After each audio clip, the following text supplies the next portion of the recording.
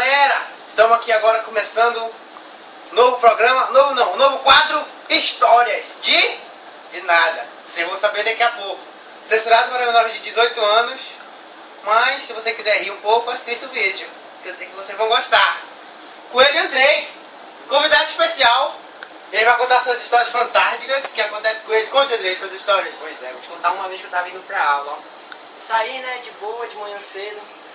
Aí, eu andando, pode ficar duro, moleque. Aí eu sento na primeira esquina que eu vejo. Aí eu sento, né, porra, caramba. Aí amolece, fica normal. Aí eu levanto, ando uns 20 metros, o bicho fica duro de novo. Puta que pariu, tem que sentar de novo. Aí, sento. Aí eu indo pra aula, né. Aí o horário era 7h15, quando eu olho já era 7h14 e eu tava longe da escola e eu, puta merda, o pau vai me atrasar, ó. Aí eu fiquei pensando em outras coisas e aí o pau amoleceu de novo. Aí eu comecei a andar de novo, aí o bicho ficou duro de novo. Aí eu, não tem jeito não, vou ter que andar, vou ter que chegar a tempo, senão não entro na escola por causa do meu pau. Aí não teve jeito. Eu tentei botar a bolsa, o livro na frente, só que não dá, que o bicho atravessava muito doido assim,